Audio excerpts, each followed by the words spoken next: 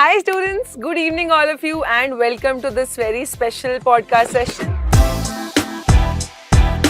Sir board की तैयारी करो या नीट की तैयारी करो? आज आपको जो भी देखो नीट के बारे में हम लोगों ने जब भी जैसे मैं एक नॉन मेडिकल से हूँ। अच्छा हाँ, कमेंट सेगमेंट में बताइएगा क्या मैम को फॉर्म भरना चाहिए नीट का कि नहीं? नहीं।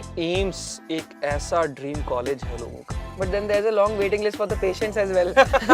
एनसीईआरटी के अलावा आपको सिर्फ और सिर्फ इम्बाइब नीट के टीचर्स की जरूरत पड़ेगी और imbibe big book बस, और और questions। कुछ नहीं चाहिए। आप डर लग रहा है? अच्छी बात है। तो डरो और डॉक्टर करो। बनो। हाँ, डॉक्टर बनो।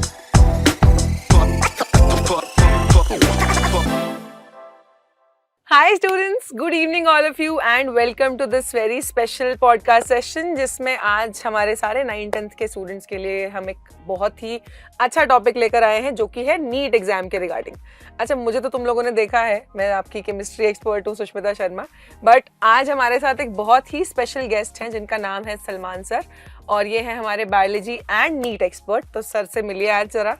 हेलो बच्चों, मेरा नाम है सलमान अनवर खान। जैसे मैम ने अभी बताया, मैं आपके लिए नीट, अगर आप नीट ऑप्ट करते हैं 10वीं के वे और 10th के बाद नीट ऑप्ट करते हैं तो मैं आपको वहाँ पे बायोलॉजी पढ़ाते हुए मिलूंगा। और बहुत मतलब मैं क्या ही तारीफ करूं, आप लोग जाके सेशंस देखिए, बहुत अच्छा पढ़ाते हैं। तो Thank you, ma'am, basically thank you, ma'am. हाँ, तो आज आपको जो भी देखो नीट के बारे में हम लोगों ने जब भी जैसे मैं एक नॉन मेडिकल से हूँ स्टूडेंट ना, तो नीट अगर हम जैसे 9th-10th के बच्चों को भी काउंट कर लें तो नीट सुनते ही सबसे पहले सिर्फ डॉक्टर्स आते हैं दिमाग में। डर भी आता है, बहुत ये भी आता है, पता नहीं कितना कंपटीशन है, कितने बच्चे देते हैं। सो ये सारे सवाल आज हम पूछेंगे सर से, जिससे कि सर हमें सारे जवाब दें और हमें पता चले एग्जैक्टली कितना क्या चीज है ये, है ना। तो पहला सवाल सर यही है मेरा आपसे कि नीट है क्या, मतलब नीट की अगर मैं फुल फॉर्म भी आपसे पूछूं, मुझे ये भी नहीं पता है, तो नीट होता क्या है और क्या इंपॉर्टेंस है इस एग्जाम की? मैम देखिए, नीट एग्जाम होता है, अगर आपको डॉक्टर बनना है तब आपको ये पेपर देना होता है। नीट की फुल फॉर्म है national eligibility cum entrance test. Okay, ठीक है, तो साल भर में एक बार ये पेपर होता तो है। इसके नाम में कहीं बायोलॉजी आता ही नहीं है। इसमें बायोलॉजी का टेस्ट थोड़ी ना है, इसमें फिजिक्स भी आता है, केमिस्ट्री भी आता है। हाँ, मतलब बट द फील्ड तो वो डॉक्टर्स वाले ही जा डॉक्टर रहे वाली हैं। है, लेकिन फिजिक्स इज मैंडेटरी। फिजिक्स और केमिस्ट्री भी मैंडेटरी है। Yes. आप जानते हैं कि हाँ। मेडिसिन में कितना केमिस्ट्री लगता है। बहुत हर दवाओं के पीछे अगर आप पढ़ेंगे तो उसमें केमिस्ट्री का ही है सब कुछ काम रोल। है। यस तो नीट बेसिकली हमारे उन बच्चों के लिए है जो कि डॉक्टर बनना चाहते हैं। जी ये तो जी है। जी डॉक्टर बनना चाहते हैं। और डॉक्टर मतलब मैं तो मानता हूँ डॉक्टर एक ऐसी फील्ड है ma'am, one of the most noble field. हाँ, मोस्ट डिफिकल्ट भी है, नोबल भी है, और जब वो खुशी मिलती है, हाँ, इस फील्ड के मतलब ये सबसे ज्यादा खुशी देने वाला फील्ड है, ये मैं कह सकता हूँ। ये तो है सच, बहुत ज्यादा मतलब तुम हेल्पफुल काम करते हो। हाँ, सोसाइटी मेहनत के लिए है, बस ये मैं कहूँगा, बहुत हाँ मेहनत है।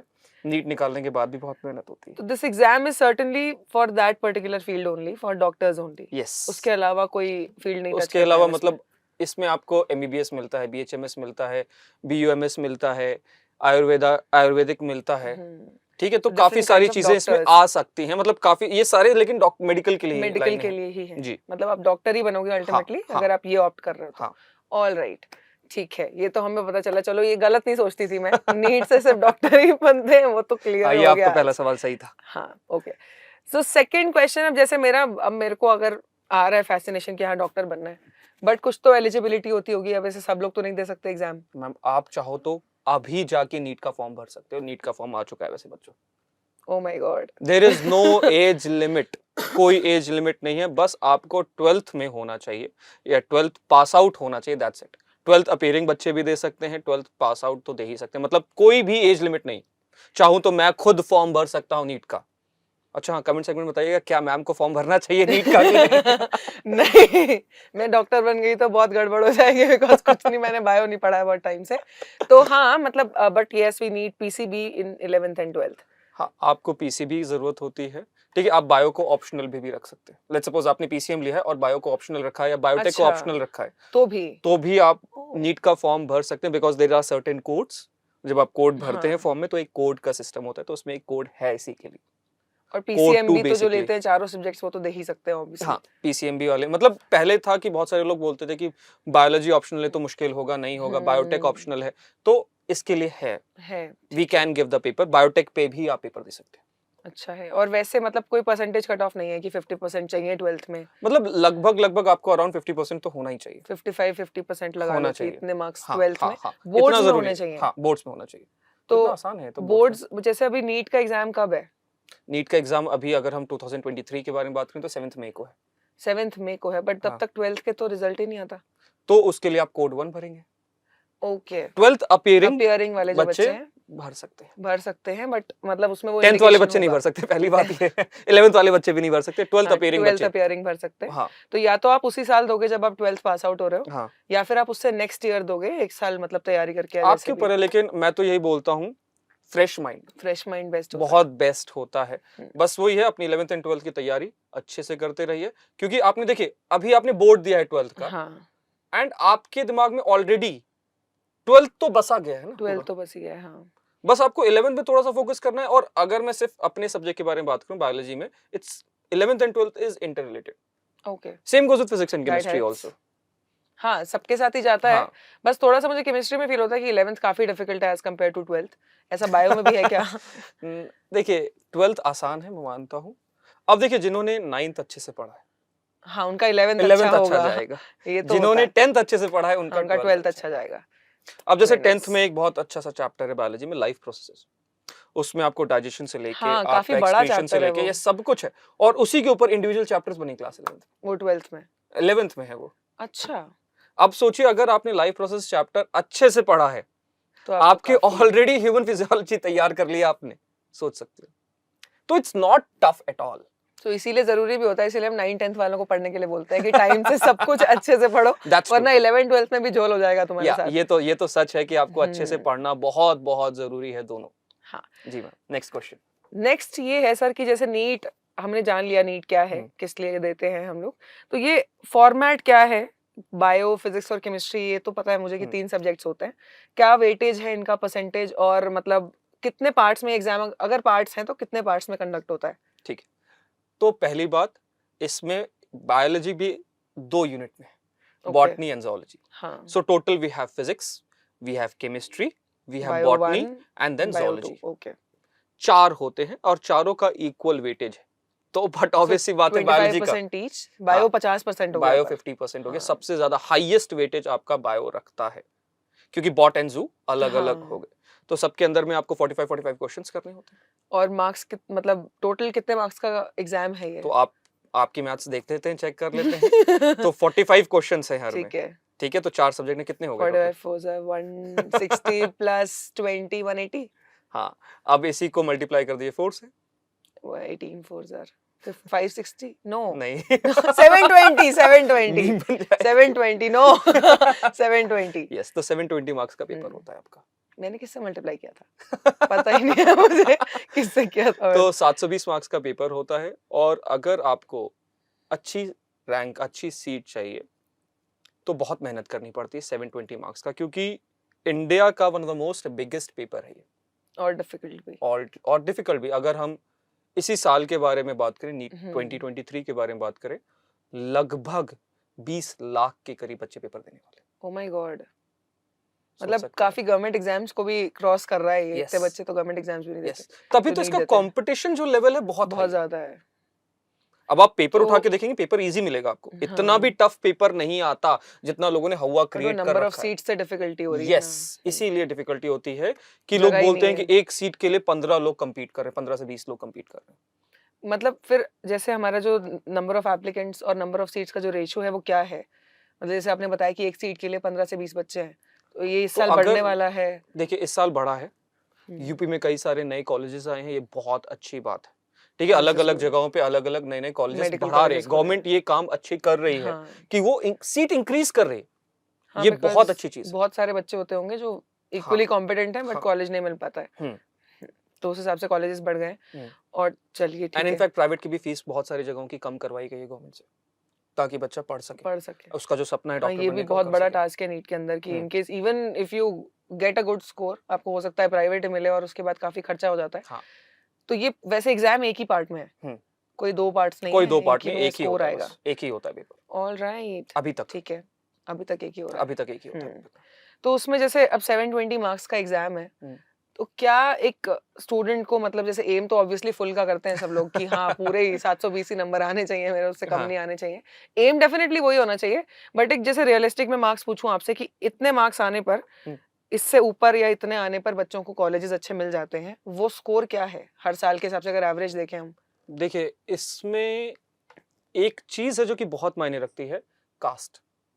ओ माय गॉड, कोटा। तो मैं इसको खुल के बोलूंगा, hmm caste system matters and it's a very good thing. Hmm ठीक है, क्योंकि आपका जो रैंक है एक एक मार्क्स से डिपेंड करता है। हाँ, एक मार्क्स भी अगर कुछ इधर से उधर हो गया तो तो बहुत रैंक पे ज्यादा बहुत फर्क पड़ सकता बहुत है। ज्यादा फर्क पड़ता है। ठीक है, तो अगर मैं एक जनरल कैंडिडेट के बारे में बात करूं तो लगभग लगभग उसको एम करके रखना है 680, 680 आउट ऑफ 720 लगभग लगभग to get a AIIMS college. AIIMS के लिए? ठीक है, एम्स हाँ के लिए एम्स उसको हमारे सबसे ऊपर आ गए। हाँ 680 के करीब उसको ठीक है, स्कोर करना ही, मतलब अच्छा गवर्नमेंट कॉलेज चाहिए तो उसको इतना टॉप करना चाहिए। एकदम। ठीक ओके, है, 650 पे भी मिल जाएगा। और अगर आप 600 पे आ जाते हैं, मतलब स्कोर 600 हो पाया तब आपको waiting list, for good colleges, yes, for good वरना you colleges you can have go to for go for, private no colleges? no no, you will get Ayurveda, you will get BHMS, you will get, okay, not MBBS. you will not get MBBS then. Okay, क्योंकि MBBS की seats limited हैं and बहुत cut to cut, neck to neck, बहुत बहुत खतरनाक competition है उसमें। हाँ बिकॉज 20 लाख स्टूडेंट्स दे रहे हैं हाँ ऑल ओवर ठीक इंडिया। है, तो तो जनरल की हमने बात कर ली, फिर उसी पे आता है ओबीसी, मतलब उसका अराउंड हो जाता है 650 के करीब हाँ, ये आपको जनरल के चाहिए। क्लोज ही जाता होगा ओबीसी जनरल तो। के क्लोज ही जाता है एंड एससी की कैटेगरी का चला जाता है 600 के करीब। हम्म, तो उसी के अराउंड मतलब 500 टू 650, पूरी रेंज करते हैं स्टूडेंट्स मतलब उसी मान में। के रखिए वो भी अगर हम थोड़ा सा और अच्छा कर दें तो 550 टू 650, चाहे आप जो भी कैटेगरी हो। ओके, ये तो मतलब 550 से कम तो बहुत ही मुश्किल हो बहुत जाएगा, ज्यादा मुश्किल हो बहुत जाएगा मुश्किल हो कुछ भी जाएगा कर पाना अच्छा तो। मेडिकल कॉलेज पाने के लिए। And not just MBBS, not, medical college हाँ में एमबीबीएस तो गया in case we come to 550, right? नहीं, वो उसमें अगर आपकी कैटेगरी है तब आपको मिल कैटेगरी है तो सकता मिल है, सकता है। मिल सकता है आपको, और मिला भी है बहुत बच्चों को। हम्म, जैसे मेरे कई सारे स्टूडेंट्स हैं वो बिहार के, मतलब हैं वो राजस्थान के, उनको बिहार का कॉलेज मिल गया। हाँ ये भी हो जाता है, ठीक है, लेकिन which is उनका very सपना common। था एमबीबीएस करना, हाँ तो वो हो उनको जाए। मिल गया। हाँ एट द हाँ, एंड that is उनको important एमबीबीएस से obviously। मतलब था। अब जैसे बहुत लोग का सपना होता है सिर्फ मुझे एम्स ही जाना है सर, वो तो फिर हाँ, वो फिर और मेहनत करते हैं। वो एक्चुअली मेरे को ऐसा लगता है, मैं जितने नीट के एस्पिरेंट से मिली हूँ सबका हाँ एम्स का ही एम होता है हाँ, कि एम तो वो वही करते हैं कि एम्स ही मिले। और मैं कहता भी हूँ बच्चों से यही चीज कि एम्स कि हमेशा टॉप के लिए टॉप एम के करो, लिए करो। कुछ ना कुछ तो अच्छा हो ही जाएगा। तो एम्स से अगर कोई स्टूडेंट एमबीबीएस करता है उसके बाद क्या होता है मतलब? मैम एम्स एक ऐसा ड्रीम कॉलेज है लोगों का, मतलब आप मान के रखिए जो इलाज कहीं नहीं हो सकता वो एम्स में हो वो सकता है, एम्स में हो सकता but then there is a long waiting list for the patients as well. वो इलाज तो बहुत Yes. अच्छा करते हैं बट पेशेंट्स को भी बहुत लाइन में लगना Yes. पड़ता है बिकॉज हाँ, बहुत मतलब पेशेंट्स होते हैं। हर प्रांत के लोग आते हैं वहाँ पे, हाँ। हर प्रांत के। Next yes, question. Alright, next is जैसे अब हमारा जो एग्जाम है उसमें बायोलॉजी जैसे हमने डिस्कस किया 50% वेटेज रख रहा है और आप हमारे बायोलॉजी के एक्सपर्ट हैं, तो हमें यही जानना है कि एक स्टूडेंट को how should the journey start basically for him या हर, कि स्टार्ट कब करना चाहिए, कितने टाइम में आप अपना सिलेबस, बायोलॉजी की हम सिर्फ बात कर रहे हैं, कितना टाइम में सिलेबस कवर कर लें, कितने बार रिवीजन जरूरी है फॉर योर बेस्ट अटेम्प्ट। तो ये मतलब आपको बस बायोलॉजी के बारे में बताना है कि एग्जाम के लिए क्या बेस्ट स्ट्रैटेजी हो सकती है एक स्टूडेंट की देखिए टाइमलाइन के हिसाब पहली से। बात जो आपने लास्ट में जो सवाल बोला, कितनी बार रिवीजन करना चाहिए, तो रिवीजन की कोई लिमिट नहीं, ऑब्वियसली रिवीजन की कोई लिमिट नहीं है। कैसे शुरुआत करना है ये सबसे बड़ी इंपॉर्टेंट। हाँ, बच्चे लोग सबसे पहली बात क्या हो जाती है ना, वो एक मोह माया में आ जाते हैं कि अरे मार्केट में ये किताब भी अवेलेबल है, हाँ, मार्केट में यार ये रेफरेंस बुक, मेरे ना एक कोच बगल वाले भैया ने बताया कि भाई ये रेफरेंस बुक पढ़ ले मजा आ जाएगा, नीट तेरा निकल जाएगा ऐसे चुटकियों में। ओ हाँ, ये हर साल होता है हाँ, for different exams, even for 10th सबके साथ ही नहीं कई होता बार है ये भी होता है ना कि कोई छोटी मतलब आसपास की कॉलोनी की आंटी आ जाएगी, हाँ, बोलेंगे अरे तुम ये किताब पढ़ रहे हो, इससे तो कुछ नहीं, इससे कुछ नहीं होगा, मेरे बेटे ने ये या बुक मेरे ली है। पड़ोस की मेरे चाची की लड़की ने एक बार एम्स दिया था, उसने निकाला था, उसने ये बुक पढ़ी थी, उसने ये बुक पढ़ी थी। हाँ, this happens a lot, but आपको इस चीज में नहीं पढ़ना है। आपका पूरा पेपर मैम एनसीईआरटी से आता है, Okay. खत्म बात। इवन बोर्ड्स भी हमारे एनसीईआरटी से ही आते, तो एनसीईआरटी काफी इंपॉर्टेंट है। और सब पता है तरीकों आपको से। अगर अच्छे से पढ़ना है तो पहले आपको बोर्ड्स की एनसीईआरटी एकदम अच्छे से समझनी है। हाँ 10th क्लास की एनसीईआरटी पढ़ लोगे तो बेटा आप बहुत अच्छे बहुत तरीके अच्छा से 11th एंड 12th की तैयारी में लग जाओगे। हाँ, आपको 11th एंड 12th की एनसीईआरटी प्रॉपर तरीके से वर्ड टू वर्ड एक एक वर्ड समझना पता होना पड़ेगा। चाहिए। हाँ अब इसी में एक चीज आ जाती है, सर एनसीईआरटी तो बहुत टफ लगती है, तो इसीलिए तो हम टीचर्स। हाँ, क्योंकि एनसीईआरटी में मैंने देखा बहुत ही कंसाइज्ड हाँ। होता है सारा कुछ, इतना डिटेल नहीं मिलेगा आपको, और आपको खुद ही पढ़ना होता है बहुत कुछ उसमें हाँ। से। आपको एक लाइन मिलेगी और उसके बारे में आपको खुद पढ़ना होगा, बाकी सब कुछ तो ये होता है एनसीईआरटी के साथ। बट अल्टीमेटली एनसीईआरटी ही तो वो है जो सबको सबसे पहले कवर करनी चाहिए। इवन 10th के बोर्ड्स में भी मतलब ऐसे से एक लाइन में कोई कॉन्सेप्ट दिया हुआ है जो हमने ध्यान ही नहीं दिया पढ़ते हुए, और वो एग्जाम में एज अ क्वेश्चन मिलता है, क्वेश्चन आ जाता है। तो इसीलिए बोलते हैं ना एनसीईआरटी ग्रंथ है भाई। एनसीईआरटी ग्रंथ है। एनसीईआरटी पूरा का पूरा ग्रंथ है, एक वर्ड से भी क्वेश्चन बना सकते हैं। तो coming back to the question, syllabus कब तक कंप्लीट हो जाना चाहिए स्टूडेंट का फर्स्ट टाइम? फर्स्ट टाइम अगर हम बात करें, जैसे अगर मैं एक लाइव एग्जांपल ही लेता हूँ, जैसे मेरा एक स्टूडेंट था, उसने 12th के साथ उसने पहली बार में ही एमबीबीएस निकाल दिया था। Okay, that's excellent. 11th and 12th उसने दोनों हमसे ही पढ़ा था, हम्म, ठीक है, मेरे से ही पढ़ा था। उसने 12th का पेपर दिया और फिर उसने 1 महीने बाद होता है हमारा 12th के बोर्ड के बाद हाँ। होता है, उसने निकाल लिया। मैंने उससे पूछा कि what strategy did you apply. Hmm, उसका सिंपल सा एक क्वेश्चन था, सर मैंने 11th अच्छे से पढ़ी थी हाँ, और 12th मैंने अगस्त तक खत्म कर ली थी अपनी। और फिर वो 11 12 दोनों पे फोकस कर रहा था यस, एब्सोल्युटली राइट। उसने 12th पूरी अगस्त तक खत्म कर ली और फिर वो रिवीजन पे रिवीजन, रिवीजन पे revision, back to back revision कर रहा था। सो दैट्स वन स्ट्रैटेजी कि आप 12th का सिलेबस जितना हो सके उतना जल्दी खत्म करके नीट की ही प्रिपरेशन करें properly, in case you are very sure कि आपको डॉक्टर ही बनना है, तो अगस्त या सितंबर तक भी इवन कर लेंगे। देखिए अभी आपने एक लाइन कही, उसमें एक बात मैं कहना चाहूंगा सभी बच्चों से। एक सवाल होता है सभी बच्चों के लिए, हाँ, सर बोर्ड की तैयारी करूं या नीट की तैयारी करूं? ये एक बहुत तगड़ा सवाल आता है हमेशा, सर बोर्ड या नीट? भाई बोर्ड की तैयारी अच्छे से कर ली तो नीट निकल जाएगा। आपने 12th पढ़ लिया अच्छे से, आपने 12th पढ़ा है अच्छे से और 11th आपने रिवाइज कर लिया अच्छे से, आपका निकल जाएगा। So prepare for NEET exam, board automatically निकल जाएगा। मैं ये कहता हूं हमेशा आप सभी से, क्योंकि आपने एक टफ एग्जाम के लिए तैयारी की तो बोर्ड तो हो ही जाएगा आराम से ना। हाँ, और एम एक्चुअली नीट का ही रखो क्योंकि ज्यादा डिफिकल्ट तो वही है, बोर्ड्स ऑब्वियसली उसमें कवर हो जाएगा। Very nice. तो फिर रिवीजन का मतलब मेरे को लगता है कि ये वेरी करता है स्टूडेंट टू स्टूडेंट वेरी करता है, टाइम टू टाइम वेरी करता है। तो मैं यही कहूंगा कि भाई एक बार बुक नहीं पढ़ने होती, हाँ बहुत बार पढ़नी। कोई लिमिट नहीं है इसमें। जब तक ये ना लगे कि अब आ गया है मुझे ढंग से, तब तक पढ़ते रहो, जब तक कभी ना कभी डाउट आएगा एक भी एमसीक्यू गलत ना। हाँ, जितने क्वेश्चंस की प्रैक्टिस करते हैं उतना पता चलता है। तो हाँ, वेरी इंपॉर्टेंट। ओके, कंपटीशन की हम लोगों ने बात करी कि बच्चे बहुत सारे देते हैं और बहुत मतलब जैसे मान लो 20 लाख बच्चे देंगे तो उसमें से कितने बच्चे सिलेक्ट होंगे? मैम ये हर साल ये डेटा वेरी करता है, हर साल डेटा वेरी करता है। तो अगर हम पकड़ें 20 लाख में से इस बार कितने होंगे तो 4 से 5 लाख। 4 से 5 लाख का इंक्लूडिंग ऑल द एमबीबीएस, हाँ इंक्लूडिंग ऑल द स्ट्रीम 5 से 6-7 भी हो सकता है। 6-7 भी हो सकता है। बट एमबीबीएस वाले कितने बच्चे रहेंगे इसमें? एमबीबीएस वाले एकदम टॉप क्रीम, मतलब 50-60 हजार, 1 लाख, मतलब मान के लिए 2 लाख तक। ओके, वेरी टफ, बहुत ही टफ। ये सुन के और टफ लग रहा है कि 10% वो स्टूडेंट्स होंगे इन 20 लाख में से जो कि एमबीबीएस की सीट एक्वायर करेंगे। यस, लेकिन हारना नहीं है, बहुत सारे हैं। हाँ, हारना क्यों है? कंपटीशन से ही तो थ्रिल आता है एकदम लाइफ में, तभी तो तुम तैयारी करोगे, वरना कोई तैयारी ही क्यों करेगा। Alright, so now coming to the next thing कि जैसे एग्जाम हमने डिस्कस किया, डिफिकल्टी हमें कंपटीशन वाइज तो पता चल गई है कि क्योंकि बहुत सारे बच्चे देते हैं तो डिफिकल्ट उस हिसाब से तो है ही। But for an average student अगर 1 to 10 में लेवल ऑफ डिफिकल्टी इसका आपसे पूछूं तो इसको कहाँ रेट करेंगे आप फॉर एन एवरेज स्टूडेंट? मतलब कोई टॉपर स्टूडेंट की मैं नहीं बात कर रही हूँ।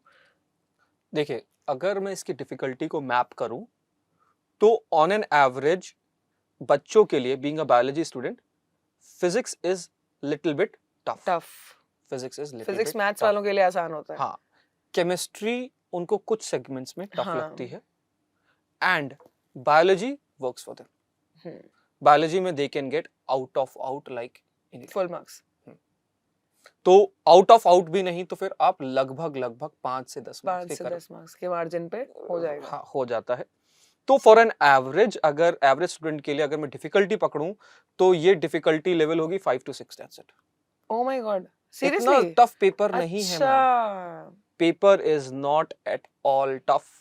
क्योंकि देखिए, अगर आपका बायोलॉजी अच्छा है, अगर आप केमिस्ट्री में अच्छा कर रहे हो, फिजिक्स में फिजिक्स में थोड़ा बहुत भी कर लिया आपने, you will get a college. Okay, तो फिजिक्स मतलब ऐसा है जो kind of deciding being a factor हो बायोलॉजी गया। स्टूडेंट मुझे भी डर लगता हाँ, था, काइंड ऑफ मुझे डिसाइडिंग हमेशा डर फैक्टर हो लगा गया है। फिजिक्स की, इसमें जो अच्छा कर हाँ, गया वो अच्छा कर ही वो अच्छा जाएगा। कर ही जाएगा। तो मैं हमेशा ओके। कहता हूँ कि भाई बायोलॉजी तुम कर लोगे, तुम्हारे पास एक अच्छा टीचर भी है, लेकिन फिजिक्स पढ़ो, फिजिक्स पढ़ो बहुत अच्छे फिजिक्स से। पढ़ो, फिजिक्स की प्रैक्टिस करो, 9-10th की लेवल की फिजिक्स पढ़ो भाई, उसके कॉन्सेप्ट्स आते हैं इधर। और ये कितने टाइम का एग्जाम है, मतलब हाउ मेनी आवर्स? 3 घंटे के करीब का। 3 घंटे का फिक्स टाइम है, कोई ऐसा नहीं है कि जल्दी, कि मतलब जैसे कॉम्पिटिटिव एग्जाम्स होते हैं, हाँ गवर्नमेंट एग्जाम्स जैसे होते हैं, तो उसमें कुछ टाइम होता है फिक्स्ड कि उसमें तुम्हें जितने क्वेश्चंस करनी है कर लिए। हाँ, वही बस 3 घंटे के बाद 3 आपका घंटे पेपर छीन हैं, लिया जाएगा तो आपसे। ऐसा भी होता है क्या कि पेपर लेंदी लगता है बच्चों को कि 3 घंटे में खत्म ही नहीं हो पाया?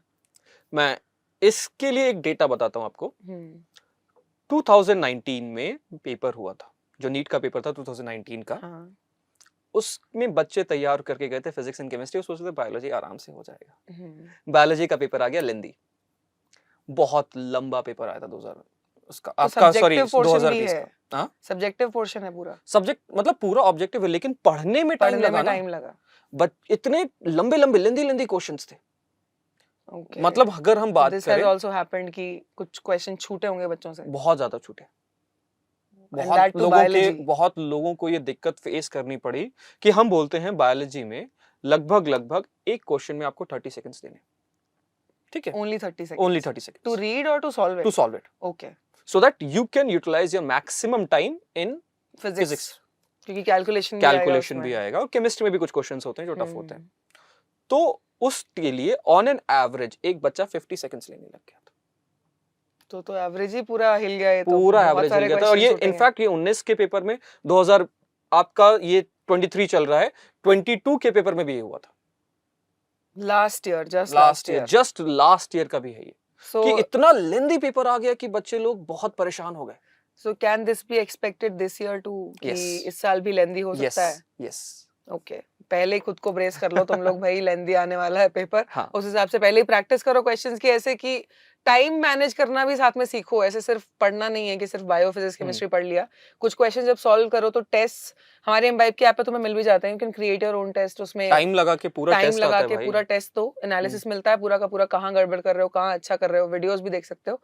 तो coming back to next question, जैसे अब आफ्टर कोविड हमारी जिंदगी में ऑनलाइन रिसोर्सेज बहुत आ गए, and we are also one of those resources for you guys. तो जैसे अब पढ़ने बैठते हैं तो हमारे पास ऑब्वियसली, हम स्कूल भी जा रहे हैं, हम कोचिंग से भी पढ़ रहे होते हैं, बिकॉज 11-12 के बच्चे जितना हो सकता है उतना करते हैं, बुक्स भी खुद सेल्फ स्टडी कुछ बच्चे स्कूल से ड्रॉप मतलब करके घर पे रह के पढ़ते हैं और कोचिंग से पढ़ते हैं, और फिर आते हैं ऑनलाइन क्लासेस भी।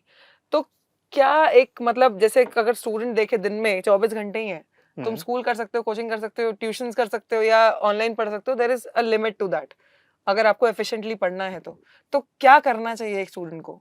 Where should the student trust, मतलब अपना ट्रस्ट कहाँ रखे स्टूडेंट? देखिए, ये जो आपने क्वेश्चन पूछा है, ये पूरी जनरेशन का क्वेश्चन है इस वक्त, कि सर हम ऑनलाइन पढ़ें या ऑफलाइन पढ़ें। सब पूरी जनरेशन यही क्वेश्चन पूछती है, ऑनलाइन ऑफलाइन ऑनलाइन ऑफलाइन।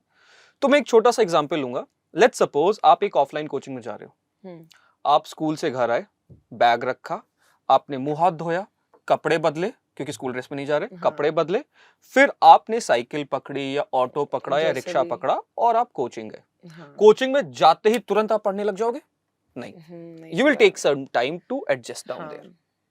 तो लगभग इस पूरे साइकिल में you have wasted your 1 hour entirely at least। Same goes, जब आप वापस कोचिंग से निकल रहे हो, हाँ, तब भी बर्बाद होगा, तब आपका 1 घंटे से ज्यादा भी बर्बाद हो सकता है, क्योंकि आपको भूख लग गई, किसी दोस्त ने बोला यार चल यार आज मस्त चाउमीन खा के आते हैं या समोसे खा के आते हैं, भाई 1 से 1.5 घंटा गया। तो entirely you have wasted around 2.5 hours और 3 hours इन अ डे।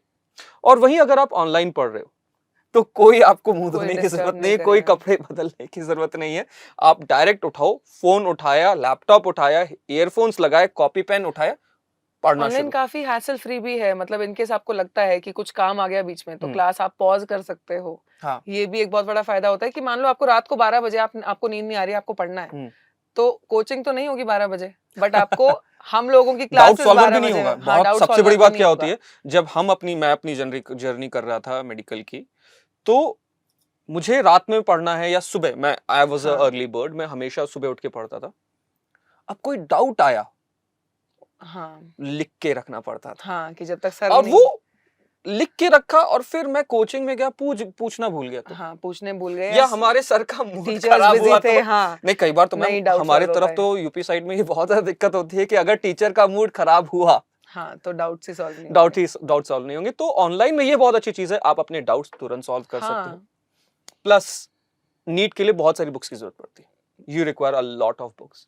तो आपको बेसिकली अगर हम इम्बाइब ऐप के ही बारे में बात करें, तो उसके प्रैक्टिस सेगमेंट के अंदर जाके you have imbibe big book, हाँ, और बहुत ही और बड़ा बहुत सही क्वेश्चन बुक है बैंक वो, है। बहुत अच्छा हाँ, क्वेश्चन बैंक है, एज वेल एज आपको solutions। बहुत सारी फेमस बुक्स हाँ के पूरे सोल्यूशन, क्योंकि नीट के लिए आपको प्रैक्टिस प्रैक्टिस ही प्रैक्टिस करनी है, तो हाँ जितनी प्रैक्टिस करोगे उतना अच्छा रहेगा। So for that we have imbibe big book, जिसमें we have more than 2 lakh questions for you guys. जितना मन करे उतना प्रैक्टिस कर सकते हो, और वहीं से एक्चुअली तुम्हें रियल एनालिसिस मिलता है कि तुम कहाँ स्टैंड कर रहे हो, कितनी तैयारी हो गई है। क्योंकि उसमें मैम टाइमर वाला सिस्टम है। एक हाँ। बहुत अच्छी चीज जो मुझे लगी इम्बाइब में, एक टाइमर वाला सिस्टम है, जो कि आपका पूरा परफॉर्मेंस बताता है, परफॉर्मेंस बताता है। यस, एब्सोल्युटली, करेक्ट कि आपने कैसे बताया है, कि आपने एग्जैक्ट टाइम में सॉल्व किया है कि हाँ। नहीं, या आपने बहुत टाइम लिया है, तो उसके या थ्रू कम आपका टाइम लिया है तो वो भी वो बताएगा। Yes, कि maybe एक you did report not card even बन के आ read रहा the question entirely। यस एक पूरा रिपोर्ट कार्ड बताएगा। बन के आ गया एंड में, कि हाँ। अच्छा आपको इस क्वेश्चन में बहुत ज्यादा टाइम लग रहा है, तो इस टाइप के क्वेश्चंस और प्रैक्टिस की सॉल्व जाए। करके देखो। एंड नॉट जस्ट दैट, मतलब आप जब टेस्ट दे के हटेंगे तो मार्क्स वो बताएगा पूरे, वो तो है ही। Yes. उसके बाद आपको ऐप खुद ही रेकमेंड भी करेगी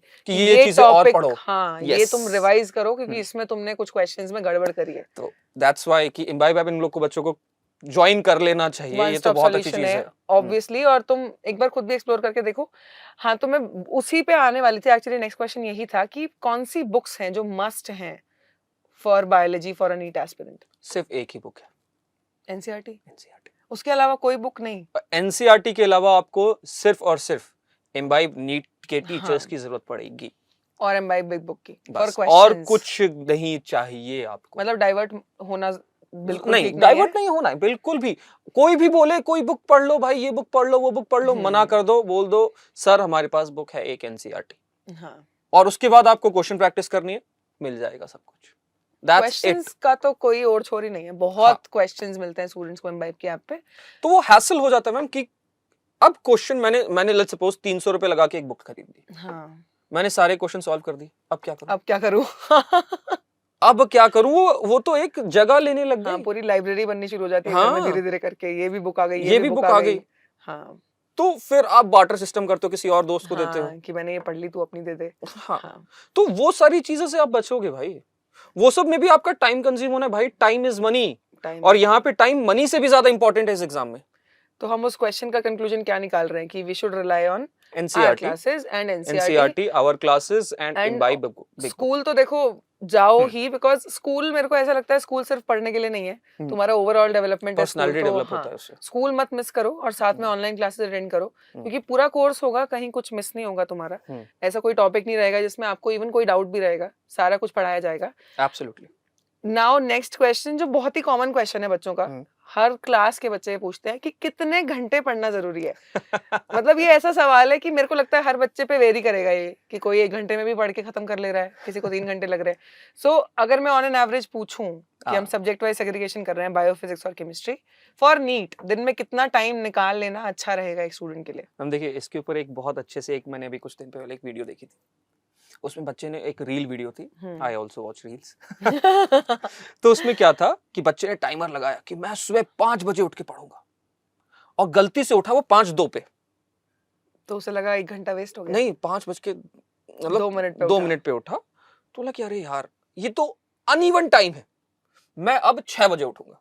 हाँ वही तो कह रही हूँ, ये होता है कि मैं 1 घंटा वेस्ट हो गया उसके लिए। हाँ तो वो भाई क्यों?